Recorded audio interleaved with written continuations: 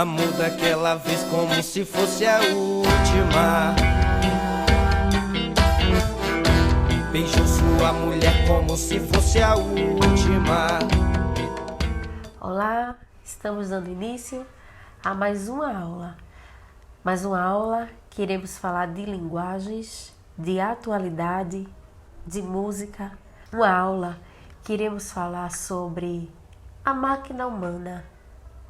Aquela máquina que está sempre disposta a trabalhar, mas será que ela ama? Será que ela sente? O que será que o homem, como ser que produz, vive nessa nossa sociedade?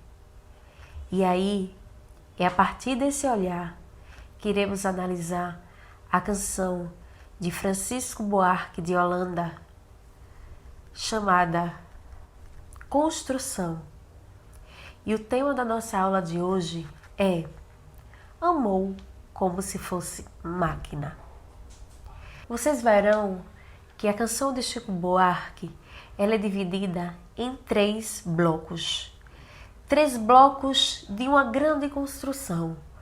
Blocos que irão se repetir de uma forma que Chico Buarque vai subverter a ordem das palavras da canção. E essa subversão da ordem irá denotar metaforicamente o sentido, a semântica dessa canção, uma linha poética que irá construir uma linha irônica, ao mesmo tempo real, ao mesmo tempo circunstancial do que seria esse homem proletário, esse homem operário, esse homem que trabalha e que ama. Vamos ouvir a canção Construção de Chico Buarque de Holanda.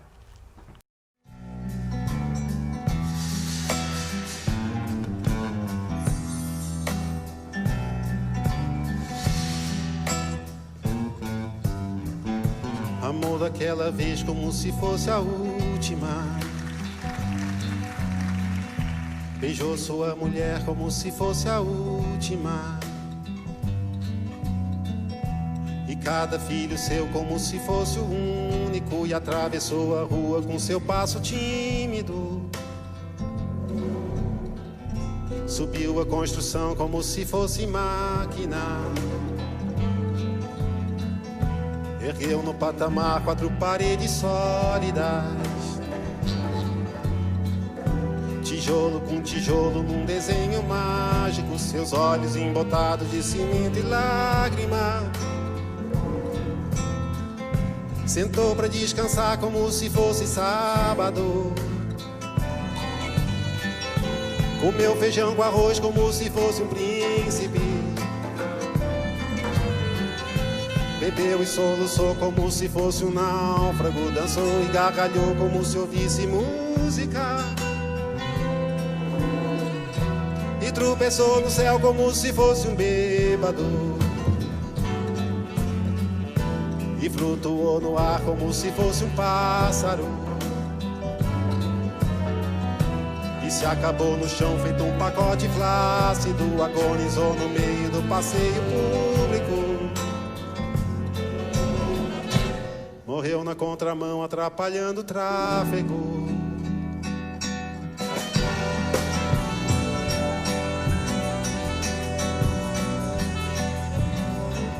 Amou daquela vez como se fosse o último.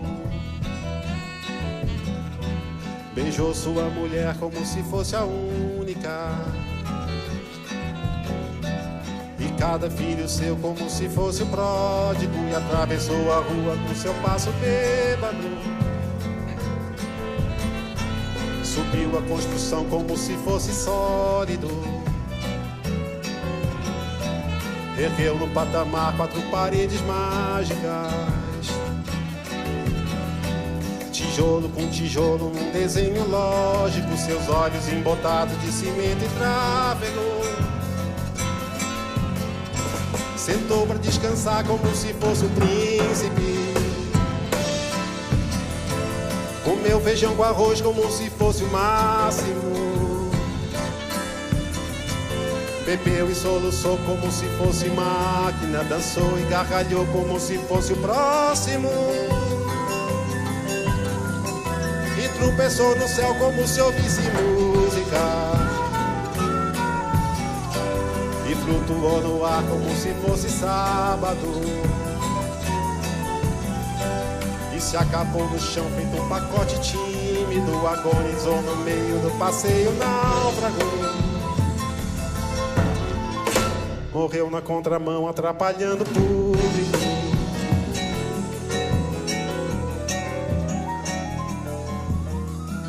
Amou daquela vez como se fosse máquina. Beijou sua mulher como se fosse lógico. Ergueu no patamar 4 paredes flácidas. Sentou pra descansar como se fosse um pássaro.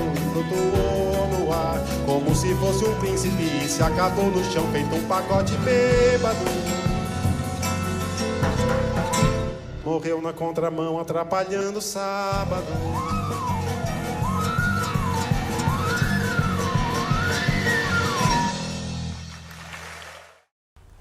Após ouvir a canção, podemos analisar os 3 grandes blocos que Chico Buarque nos apresenta. Construção, música gravada em 1971, em plena ditadura militar, no qual Chico Buarque estava exilado, mas ainda assim ele tinha esse olhar aguçado, esse olhar crítico para a realidade, para o momento que o Brasil vivia, inclusive para o momento do trabalho que era proposto para aquelas pessoas naquele momento. Porém, antes de adentrarmos na parte semântica, ou seja, na parte temática que Chico irá nos apresentar, eu gostaria de falar de língua portuguesa. Gostaria de falar de como Chico Buarque magistralmente constrói poeticamente seus versos, sua canção, ou será que eu posso dizer a sua poesia? Porque Chico Buarque, ele não vai escrever uma canção de forma aleatória. Ele vai escrever versos alexandrinos. O que seria isso, professora? São versos que apresentam 12 sílabas poéticas com uma cisão na 6ª sílaba. Por que acontece essa cisão, esse corte? Porque os versos alexandrinos, por serem longos, por conterem essas 12 sílabas poéticas, para que haja essa respiração, vai existir justamente essa cisão no meio da sílaba. E aí, isso não vai acontecer aleatoriamente na canção de Chico. Por quê? Porque Chico Buarque, ele quis trazer justamente esse sentido de construção, que ora é rápido, é rápido, é rápido, ora é lento, é lento, é lento. As batidas, as batidas, as batidas de uma construção. Tudo isso será denotado através da arte da palavra, que seria justamente o grande significado para a palavra literatura. Que Chico vai trabalhar com a arte da palavra de forma simbólica e de forma muito particular.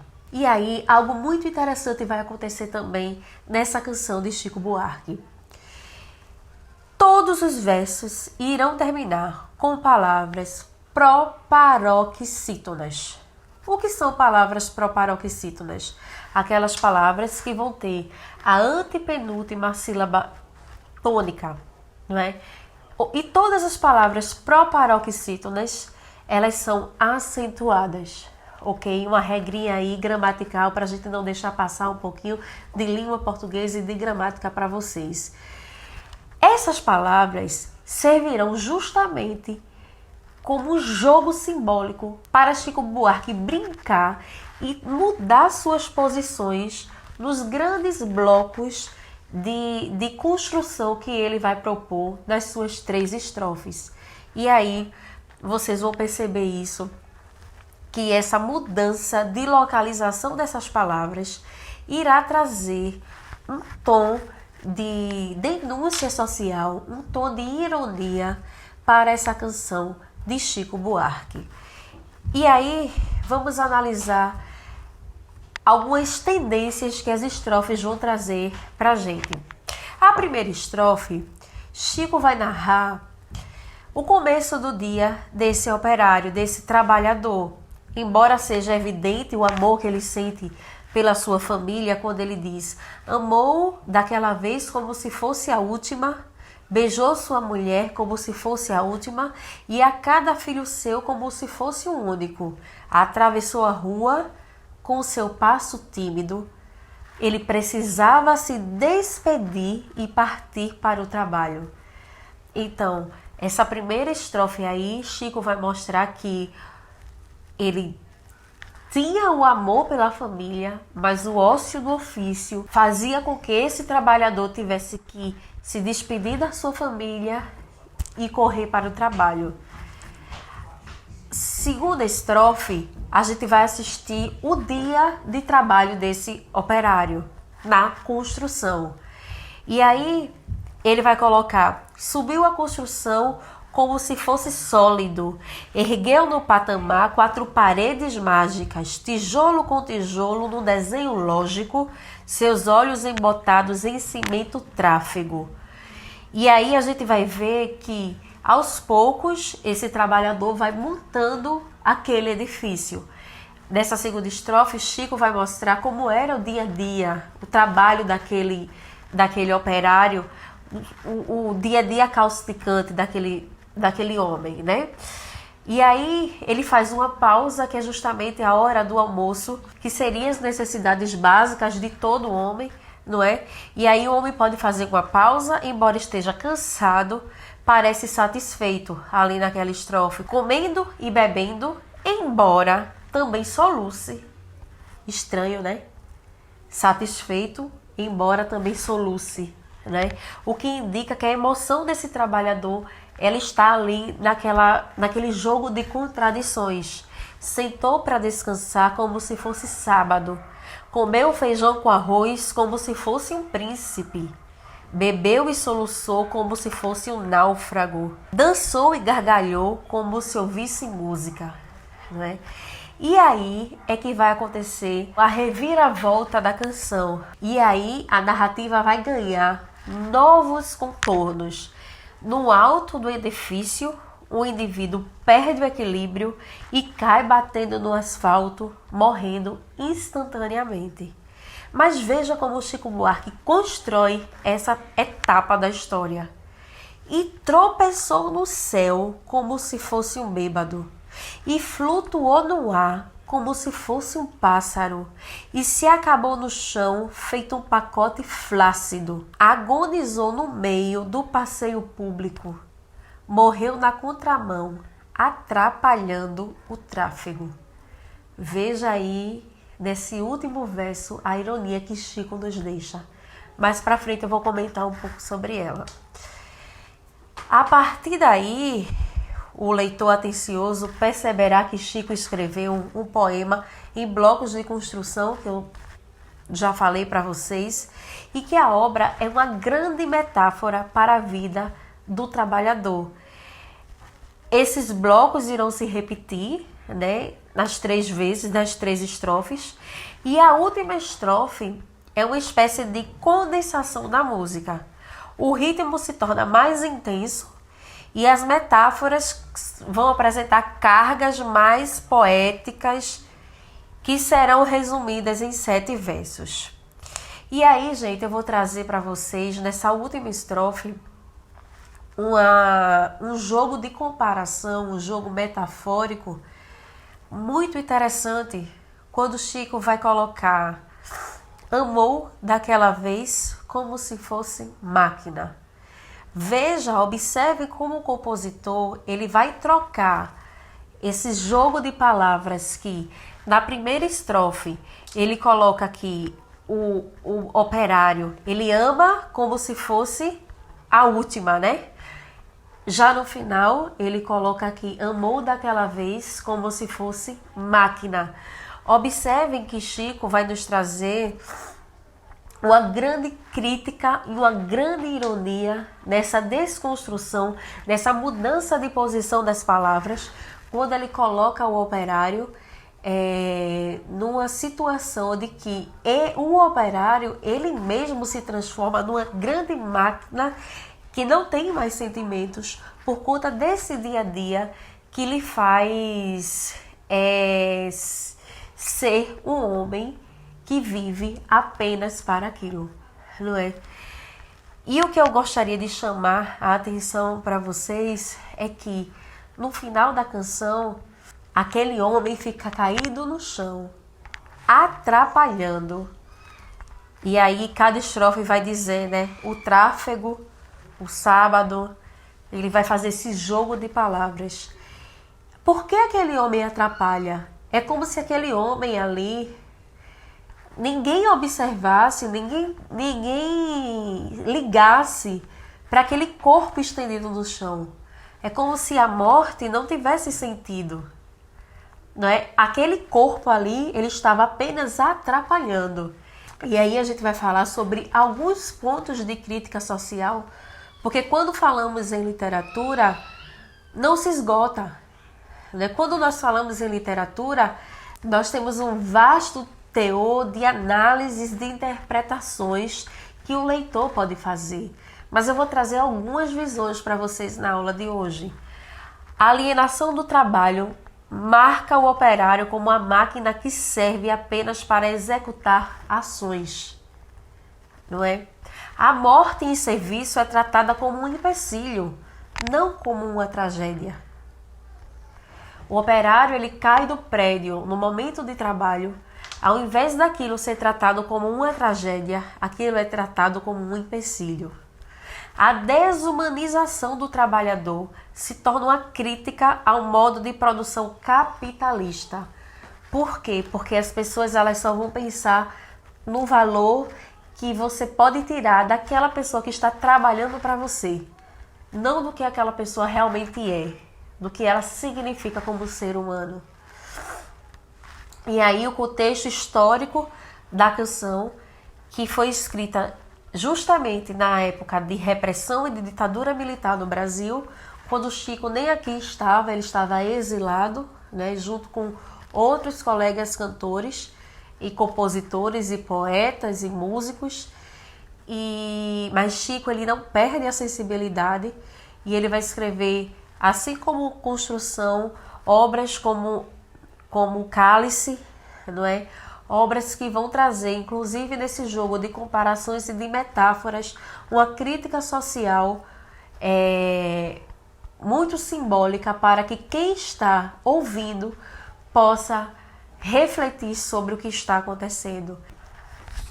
E aí o que eu acho muito interessante dessa canção de Chico Buarque é porque ela é muito atual. Apesar de ter sido escrita em 1971, estamos em 2020 e ela ainda se torna muito atual. No último dia 14 de agosto, aqui em Recife, tivemos notícia de um trabalhador que morre dentro de um supermercado e esse estabelecimento, não se preocupando com o acontecimento como deveria, não baixa as portas, liga para a esposa que estava no ônibus e vai para o local, coloca uns guarda-sóis para esconder o corpo do homem, do falecido, que ficou lá das 7h30 da manhã até as 11h, aquele corpo ali estendido no chão, escondido pelos guarda-sóis, esperando o IML chegar. A esposa é levada para uma sala para conversar com a representante de vendas, não é? E aquele corpo fica ali, algumas pessoas percebem, né, que existe um corpo ali estendido no chão, ficam indignadas. Esse homem que tinha 53 anos morre de um mal súbito e o estabelecimento parece não se preocupar porque as vendas continuam e parecia que o corpo estava ali apenas atrapalhando o tráfego, como diz a canção do nosso compositor Chico Buarque de Holanda. E aí eu gostaria de ler um trecho da fala da esposa do falecido, Odiliva Cavalcante, que passou 29 anos casada, e ela diz o seguinte: eu fiquei indignada. O ser humano não vale nada. As pessoas só se importam com o dinheiro. Acho que era uma questão de respeito. Seria muita coisa se eles tivessem baixado as portas, mas no momento não pensaram no ser humano, só pensaram no dinheiro. É um sentimento horrível, disse Odiliva Cavalcante, esposa do falecido. Amou como se fosse máquina. Então, iremos analisar o segundo texto agora. Um poema de Ferreira Goulart, que tem como título Não Há Vagas. Vamos ler juntos? O preço do feijão não cabe no poema. O preço do arroz não cabe no poema.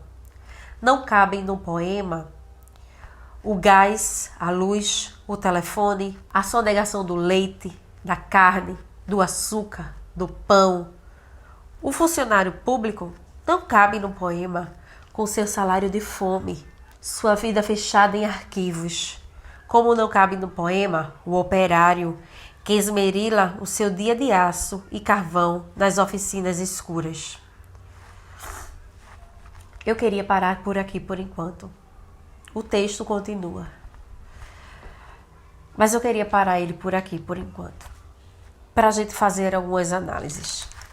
O poema Não Há Vagas, de Ferreira Goulart, vai trazer essa repetição do verbo caber. Não aleatoriamente, essa repetição semanticamente, quando eu falo semanticamente, eu quero falar sobre sentido, sobre significado.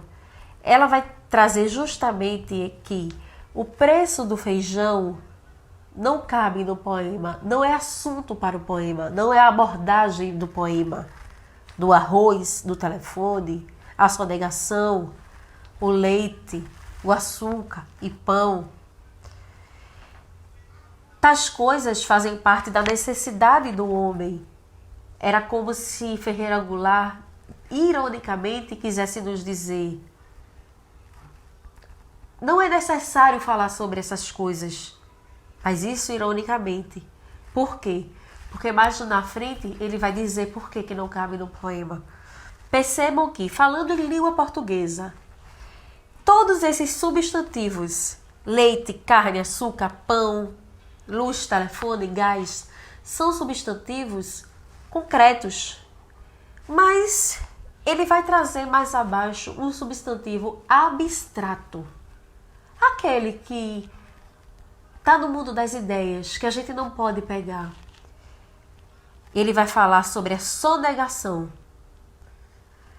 E aí, por se tratar de um substantivo abstrato, ele vai ganhar mais esse tom irônico. Por que a sonegação do leite? Por que essa sonegação que está justamente em contraponto com esses substantivos concretos, ela vai justamente nos trazer essa questão do desviar, do furtar, do fraudar os impostos que nos é tão cobrado quando nós compramos um leite, um saco de feijão, não é isso? Mas e aí ele vai trazer esse tom irônico e ele vai mudar a construção do verbo. Porque você vê que no início esse verbo que é tão repetido, o caber no poema, ele está no singular e já nessa parte ele vai colocar o verbo no plural, que é justamente para que esse momento ganhe mais força poética. Nada na poesia é escrito aleatoriamente, não é? E aí ainda na primeira estrofe você percebe que ele não vai utilizar vírgulas. É como se o poema ele fosse todo desconexo, todo misturado. A gente vai ver uma tendência modernista e contemporânea na escrita de Ferreira Goulart. Ele não está preocupado com esse olhar preciosista, parnasiano para a arte. E aí também é uma crítica justamente ao que era falado na arte anteriormente. Por quê? A arte tinha que falar sobre a própria arte, tinha que falar sobre beleza, tinha que falar... E você falar sobre pobreza, sobre miséria, sobre fome, sobre sonegação de impostos, era como se fosse proibido. E ele diz que não cabe falar como uma crítica justamente ao que era feito na arte parnasiana anteriormente. Ferreira Goulart, já contemporâneo, vai trazer essas tendências modernistas para a sua obra de arte, certo? E aí vamos perceber que tais tons de ironia vão se intensificando. E o que seria essa ironia? É você dizer algo, esse não caber no poema, é querendo dizer justamente o contrário. Ele está dizendo que não é assunto, justamente para dizer que é assunto sim.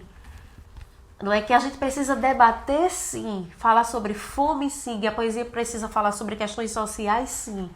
Entendem?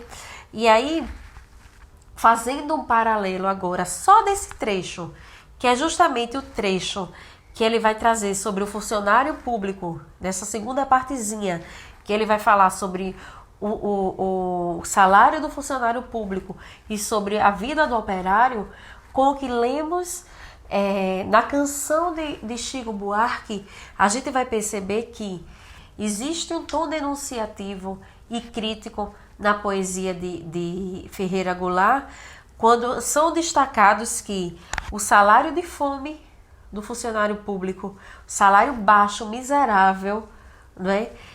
Que está ali naquela vida fechada nos arquivos, e o operário, por sua vez, ao esmerilar o dia de aço, o dia duro, nas oficinas escuras, embora o trabalho seja algo tão indispensável da sociedade, esse operário sempre fica à sombra, sempre fica na invisibilidade, sempre fica ali, morto, sem ninguém perceber quem ele é.